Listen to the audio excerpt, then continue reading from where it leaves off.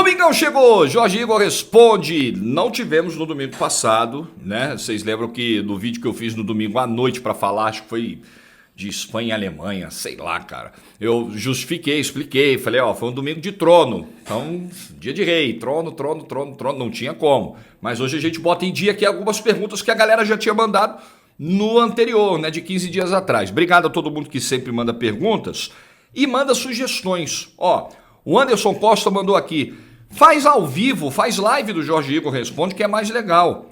Gostei, Anderson, gostei da sugestão. A gente pode pensar nisso aí depois que passar essa loucura de Copa do Mundo. Aí quando terminar a Copa, na semana seguinte já é Natal, depois Ano Novo, aí a gente deixa isso pra virada do ano aí, quem sabe fazer uma ou outra edição ao vivo, ou todas. Gostei da ideia, Anderson. Vamos pensar no assunto aí. Obrigado pela sugestão. Mandem, além das perguntas, sugestões também, que a gente gosta, tá? Ó, QR Code do Aposta Ganha, a gente tá no meio das oitavas de final da Copa do Mundo, a Argentina já passou, a Holanda já passou, precisa ver se o Brasil vai resolver bem a vida dele com a Coreia do Sul nessa segunda-feira. Deixe o seu palpite, mas ó, cabeça fria na hora de dar o palpite, principalmente para Brasil e Coreia do Sul, tá? Deixa o coraçãozinho ali de boa, vai com calma, respira, analisa e ó, lá com o seu palpite, lembrando que o Pix no Aposta Ganha cai na hora. Então se você ali, pô, deu bom, deu green, pum, na hora vai pintar aí pra você o Pix com din-din a mais no bolso, que é sempre bom, fim de ano, aí já tá começando aquele monte de amigo secreto aí pra você participar, tem que comprar presente, tem que comprar a comida do Natal da família, então esse dinheirinho pode ser uma boa, pode ser bom, o dinheirinho extra aí do Aposta Ganha vai salvar o mês de dezembro aí, então não esquece. Aposta Ganha, parceiro aqui do canal. Fica sempre o QR Code aqui, mas a gente também deixa sempre o link fixado para facilitar a vida de quem se enrola com esse negócio de QR Code, até de quem tá vendo no celular, né? Se você tá vendo o vídeo no celular, o QR Code tá aí, né? Como é que faz? Vai no link, clica lá, só dá uma apertadinha e foi. Primeira pergunta, Vitor Hugo. Jorge, quando você teve câncer e postou o vídeo divulgando, muitos colegas de profissão se manifestaram desejando melhoras e escrevendo coisas positivas, mas também muita gente que não te conhece pessoalmente se manifestou. Você ficou surpreso? Como foi isso para você? Imaginava que tanta gente gostava de você assim? Muitos colegas também, ô Vitor, que eu não conhecia, não conheço tantos assim pessoalmente, não sou um cara de estar em tantas resenhas assim com a galera. Então vários com quem eu nunca tinha tido contato foram muito gentis nesse período aí. Trocaram ideias, trocaram mensagens, tomaram a iniciativa de me procurar e alguns foram irmãos assim. Eu já contei essa história no podcast lá com o Capelanes e o Bueno lá, no De Lavada. Poxa, o que o Nivaldo Prieto fez naquele período foi um negócio inacreditável. Assim, um colega que eu ouvia e assistia há muito tempo e a gente nunca tinha trocado uma ideia, a gente nunca tinha nem se cruzado em estádio. E ele foi de uma generosidade, de um carinho, de um cuidado ainda maior, porque ele, como narrador, entendia como aquele processo era doloroso para mim, era grave, né? Era arriscado. Então ele se colocou no papel, no lugar de quem estava sentindo aquilo e entendeu que qualquer palavra naquele momento era muito importante. Assim, né? Aquele período pré-cirurgia, você precisa de carinho. Assim, qualquer palavra de força, de incentivo, ela te levanta, né? Ela faz você mudar um pouco a tua perspectiva sobre o que está acontecendo, ela te dá Você precisa, qualquer batalha que você vai enfrentar na sua vida, você precisa ir animado, né? Você precisa ir motivado, com gás, energizado. Então isso aconteceu com essa galera, sim.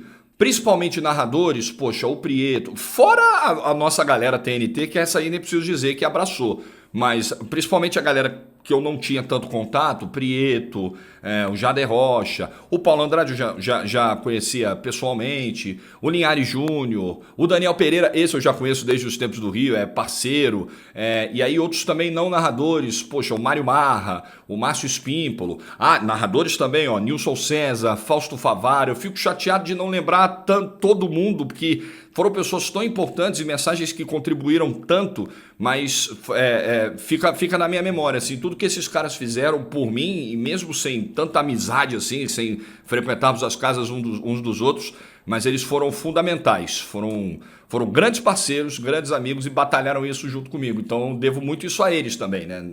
Não só a galera que estava aqui fisicamente presente, mas eles também virtualmente, com mensagens, com ligações e que ficaram o tempo todo ali acompanhando tudo e ajudando a gente a botar a cabeça no lugar, né? Centrar um pouquinho, botar a bola no chão numa hora que tá tudo tão tenso, tão turbulento. É isso. Obrigado, Vitor Hugo. E do público, assim, o que foi mais legal foi o contato com pessoas que estavam passando por aquilo e eu não tinha noção da quantidade, de como isso era comum e principalmente, também já falei sobre isso em outros espaços, com pessoas jovens, assim, o nosso público TNT Esportes, ele é um público que tem uma penetração muito grande ali naquela faixa, 18 a 34 anos, 18 a 35 anos. Não que a gente não seja assistido nas outras faixas, mas ali tem uma concentração grande. E eu conversei com muita gente, eu fui procurado por muitas pessoas nessa faixa de idade que estavam passando por aquilo. Então aquilo também me assustou, me impressionou. Falei, caramba, é muito mais comum do que a gente pensa, e com pessoas jovens e com homens também, porque quando eu tomei conhecimento do tema, do problema, eu soube e ouvi da boca do próprio Dr. Roberto Elias lá, olha, a incidência disso em mulheres é muito maior do que em homens, mas tinha também, né? Tinha muito, nosso público, além de ser grande nessa faixa de idade, ele é majoritariamente masculino também. Isso não sou eu que estou dizendo, os gráficos mostram. Eu entro lá no Instagram e, puxa, a proporção ela é bem desigual. Então, também vi muitos homens jovens passando por isso. Gente com 18 anos, olha, puxa, diagnostiquei, precisei fazer a cirurgia. Falei, caramba, acontece. Tem vários fatores de risco aí, hereditariedade, por aí vai. Obrigado, Vitor Hugo. Obrigado pela pergunta aí. Economia Descomplicada, o Matheus Gibson, do Economia Descomplicada. Obrigado, Matheus. Bom dia, Jorge. Me surpreendi com seu posicionamento político, pois boa parte da classe jornalista é abertamente de esquerda. Você já citou outras vezes que o VSR é um grande amigo. Sim, é meu irmão. E vocês costumam sair juntos. Sabemos que o Vitor tem um pensamento mais direcionado à esquerda. Nesse caso, vocês costumam debater sobre esses temas quando estão juntos? Abraço e parabéns pelo trabalho, sou seu fã. Te digo mais. Além de quando a gente está juntos falar muito sobre isso, a gente tem um grupo no WhatsApp, eu, ele e mais um amigo, onde a gente, sei lá, 70% das vezes a gente debate sobre esse assunto.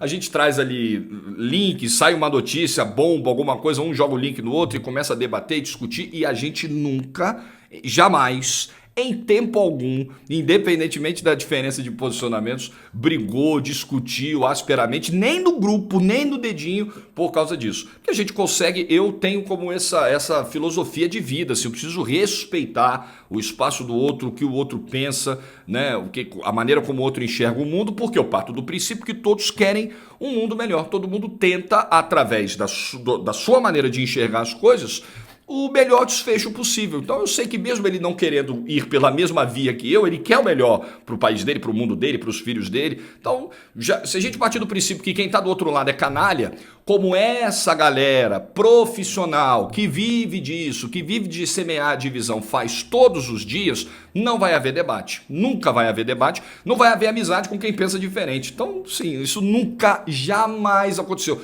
Nas rodas, nas mesas, quando a gente está sentado conversando, tomando um vinho, trocando ideia, falando de política, a gente ri, e nunca um desrespeitou a visão do outro. Até porque não tem ninguém com visão extremada aqui, então, né, ninguém aqui está pregando extinção de ninguém, a gente só tem visões diferentes, só isso, sobre o mesmo tema. Então, é muito tranquilo. Quando você tem pessoas com essa mentalidade, é muito fácil debater, divergir, discordar, assim, a gente não concorda em nada, nem os nossos times são iguais, assim, são bem rivais, inclusive. Então, e a gente tá aí, né? A amizade é isso, é muito maior do que isso. Que seria tão bom se as pessoas pensassem assim, agissem assim no dia a dia. Nossa, a coisa estaria bem melhor. Tem gente que rompe laço familiar por isso, sabe? Isso nunca passou pela minha cabeça, mas jamais.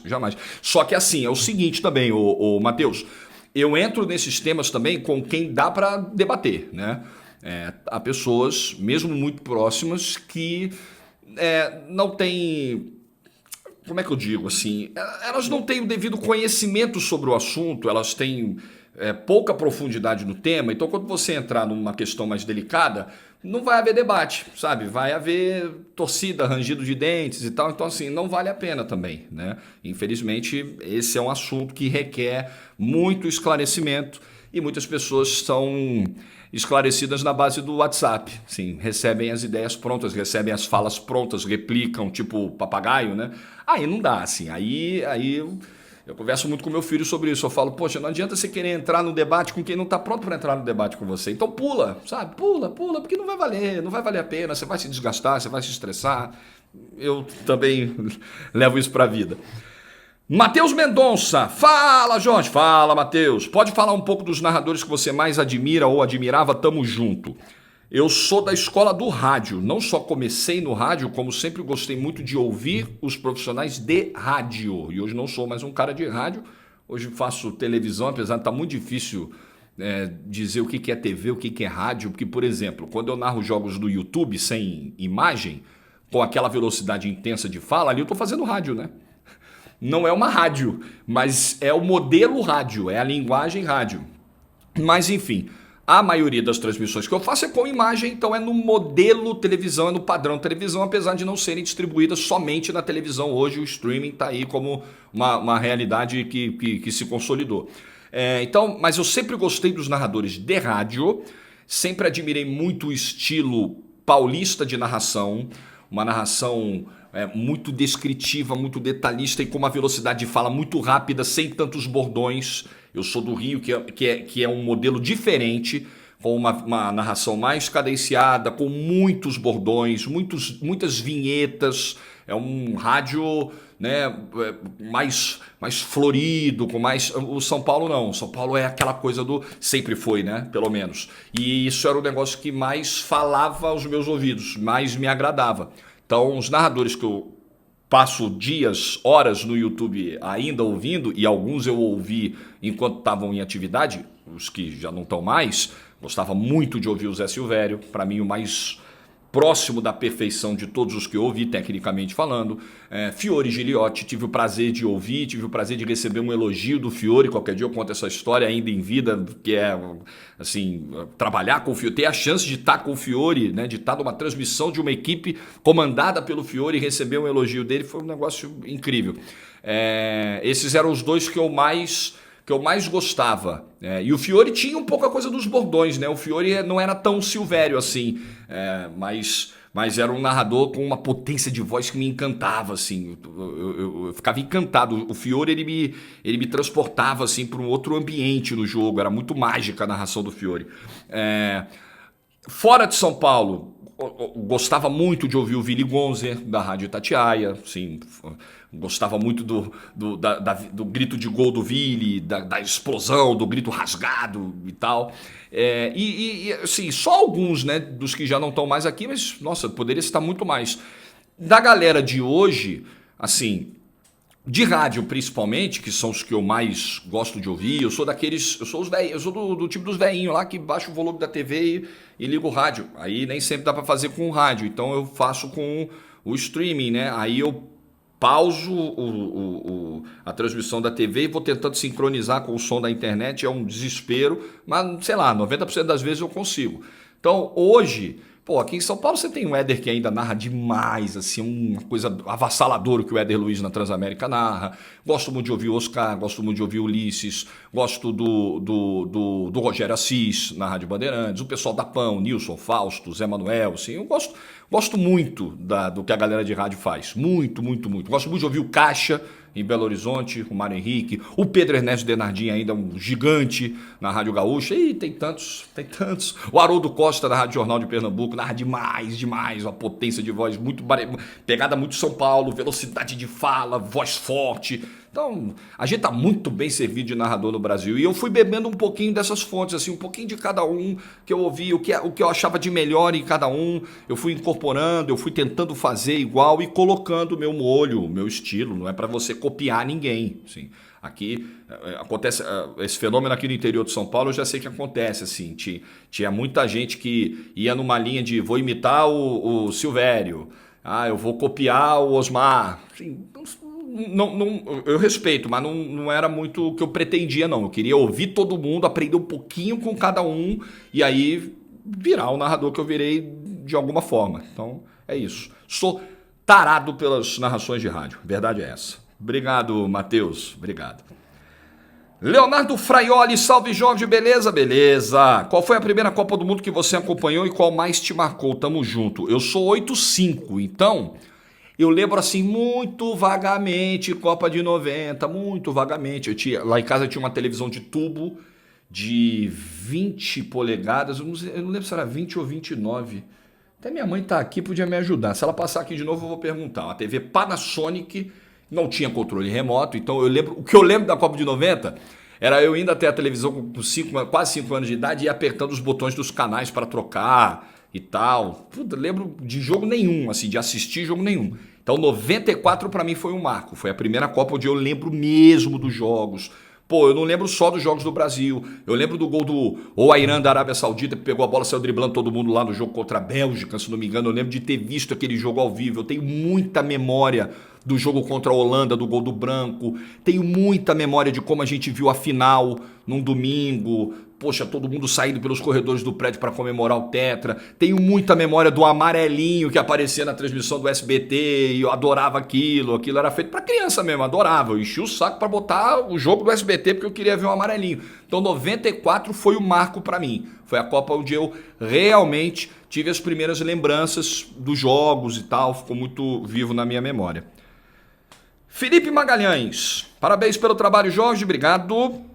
Você já deixou claro sua admiração pelo deputado Kim. Queria saber o que você acha do Arthur Duval. Você acompanhou o mandato dele? Achou justo ele ser cassado, perdendo seus direitos políticos por causa de áudios privados vazados? Obrigado, Felipe. Acompanhei sim o mandato do Arthur aqui na Alesp. Um excelente mandato, um mandato econômico, um mandato combativo. Foi um excelente parlamentar. Isso é indiscutível. Agora, ele mandou uns áudios muito bobos, muito bobos, beirando até a infantilidade, sabe? Às vezes alguns homens quando estão em grupo, assim, né, com outros homens, eles ficam meio bobões, assim, eles voltam um pouco, a idade mental deles regride de uma maneira assustadora. Sim, foram áudios muito bobos, meio babacas até, sabe? Mas eu acho que nessa mesma legislatura, na Alesp, nem vou me alongar muito, porque é muito óbvio o que eu vou dizer, né? Nessa mesma legislatura, a Alesp cassou um deputado que mandou áudios toscos, tá? E esses áudios não têm defesa, óbvio que não tem, são muito toscos. Mas essa mesma casa não cassou um deputado que de fato assediou uma parlamentar, dentro do plenário, com todas as câmeras da TV Alesp mostrando. Ele apalpou os seios de uma parlamentar na frente da mesa da Alesp. E nada foi feito com esse cara. Esse cara pegou 6 meses de punição e teve o seu mandato levado até o fim. O relator do processo de cassação do Arthur não sabia sequer pronunciar algumas palavras do próprio relatório. Sim, não pode ser sério um negócio desse. O Arthur não foi cassado pelos áudios. Áudios toscos, áudios assim, bizarros. Mas áudios num grupo privado. Ele foi bobão, tinha mais uma meia dúzia de bobão no grupo também. Sim, obviamente que ele deve se arrepender muito do que fez, mas ele jamais, nessa mesma legislatura que deixou um parlamentar manter o seu cargo depois de assediar de fato uma outra deputada, essa mesma legislatura não tinha moral para fazer o que fez com o Arthur Duval, tá? Então a verdade é essa aqui e simples, não tem nem muito mais para onde correr nesse assunto. Um absurdo, tá? Que mais? Gláucia Favacho, essa aqui é legal. Essa aqui é para fechar o quadro de hoje. A minha pergunta é sobre aquela política de antigamente, ela coloca até entre aspas, não faz tanto tempo assim, da CBF, de não convocar para a seleção brasileira jogadores que não fizeram base no Brasil. Segundo o Mazinho, foi o que aconteceu com o Thiago Alcântara e o seu primo de consideração, Rodrigo. Então, Gláucia, obrigado. Gláucia é inscrita fiel, não sei se ela é anticorintiana e não vai gostar do fiel, mas é uma inscrita presente aqui no canal. Se ela for palmeirense, São Paulino, Santista, não vai gostar muito do fiel. E ela traz aqui um assunto que realmente não é tão antigo, não. O Mazinho, o pai do Thiago, deu uma entrevista em 2021, março de 2021, onde ele revelou como é que foi a conversa dele na CBF. Porque ele chegou na CBF e falou assim, poxa, eu queria saber aqui, né, as chances do Thiago ser convocado e tal. E aí a CBF, alguém lá, um diretor virou e falou assim, não, a gente só convoca caras que fizeram a base aqui no Brasil.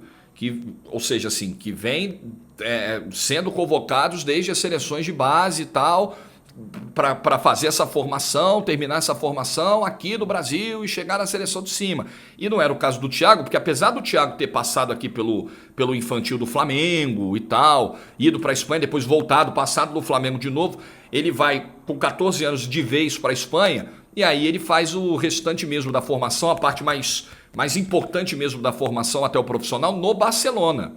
E sem jogar pelas seleções de base do Brasil e tal. E aí eu fiquei curioso na época quando eu li aquela entrevista, porque eu pensei, puxa, mas por que essa exigência da CBF? Glaucio, assim, eu vou te dizer, eu não sei por quê, tá? Eu desconfio, eu tenho suspeitas, mas como eu não tenho provas dessas suspeitas, eu tenho obrigatoriamente que me manter calado sobre isso. Mas eu achei muito estranha essa exigência por parte da CBF, porque a gente não tem aqui um trabalho integrado das seleções de base com o profissional. É uma rotatividade enorme. A seleção profissional, ela não joga necessariamente no mesmo modelo que a base. Outras seleções, algumas europeias, fazem isso. Você tem lá uma estrutura tática que ela é replicada no sub-15, na sub-17, na sub-18, sub-20, até o profissional, todo mundo joga igual. Não é o caso da seleção brasileira. Por que dessa exigência? Não, precisa ver, o cara tem que estar aqui, o cara tem que fazer as seleções de base aqui, o cara tem que ir subindo aqui. Muito estranho. Ainda mais num futebol globalizado como o nosso. Ainda mais sabendo das deficiências existentes nas formações de jogadores do Brasil. Por que o Real Madrid está vindo aqui pegar os jogadores novos com 16, 17 anos? Por que ele veio pegar o Rodrigo e o Vinícius, por exemplo, tão novos? Porque ele sabia do potencial que eles tinham e sabia que eles ainda tinham muito o que desenvolver. E esse desfecho do desenvolvimento tinha que ser feito lá. Porque aqui, por exemplo, a fragilidade de finalização do Vinícius provavelmente não seria aprimorada. Quantos jogadores talentosos sobem no futebol brasileiro, chegam no profissional e não sabem chutar uma bola? Então lá no Real Madrid ele terminou esse processo. Então a gente está abrindo mão, quer dizer, abria, né, até outro tempo, parece que isso não existe mais, a gente abria mão de talentos que eram muito melhor lapidados lá fora, porque se entendia que a formação tinha que ser aqui. Tudo muito estranho, tudo muito esquisito. Mas eu tenho suspeitas, viu, Glaucio? Pena que não posso falar abertamente sobre elas. Aliás, falando em CBF, só para talvez alegrar o seu domingo ou não sei. Ontem à noite eu fui dormir lendo a notícia de que André Sanches pode ser o novo presidente da Confederação Brasileira de Futebol. O que pensar sobre isso, hein? Vambora, vamos fechar o nosso domingo aqui. Obrigado pelas perguntas. Deixa aí no vídeo a sua pergunta para o Jorge Igor Responde da semana que vem. Agradeço muito essa interação, esse canal que está aberto sempre com a nossa galera aqui no canal. Você que é inscrito e inscrita e está sempre por aqui. Nós vamos bater 40 mil inscritos ainda nessa Copa, eu tenho certeza disso. Conto com a sua ajuda, dando like no vídeo, se inscrevendo, indicando o vídeo, pegando o link, mandando nos grupos. Pô, tem o canal do Jorge aí, ó, bem legal, assiste aí, é da hora. Isso ajuda muito a que mais gente chegue aqui no canal. Bom domingo, juízo, bom domingo para todo mundo.